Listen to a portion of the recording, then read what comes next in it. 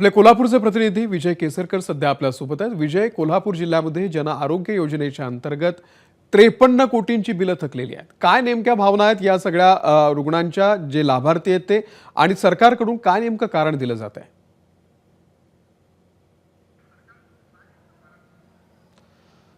अमोल, जर आपण बघितलं तर हे फक्त कोल्हापूर जिल्हा किंवा सांगली जिल्ह्यापुरतं मर्यादित नाही, तर संपूर्ण राज्यभरातील प्रत्येक जिल्ह्यातील थकबाकी आहे ते या ठिकाणी पाहायला मिळते। आणि ही थकबाकी जवळपास 889 कोटींची थकबाकी आहे ती या ठिकाणी पाहायला मिळते।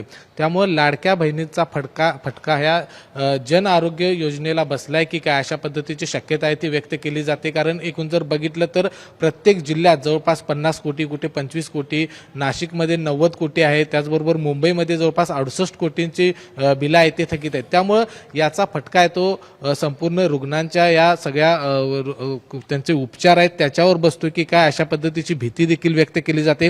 कारण एका बाजूला आपण जर बघितलं तर सरकार या ठिकाणी प्रत्येक रुग्णाला योग्य त्याच्यावरती उपचार व्हायला पाहिजेत या पद्धतीची माहिती सांगत असतं, या पद्धतीचे हे करत असतं। मात्र जे रुग्णालय यावरती उपचार करतात, रुग्णांच्यावरती उपचार करतात आणि या योजनेमध्ये त्यांना बसवून देतात, त्या रुग्णालयांचे पैसे मात्र या ठिकाणी सरकारकडून थकीत या ठिकाणी पाहायला मिळतात। आणि हे जवळपास 7 ते 8 महिन्यांपासून हे सगळे पैसे आहेत ते थकीत आहेत। आणि त्याच्यामुळं आता या योजनेला कुठेतरी ब्रेक लागू नये किंवा रुग्णांची हेळसांड होऊ नये याच्यासाठी सरकारने हे तातडीनं पैसे देणं गरजेचं आहे।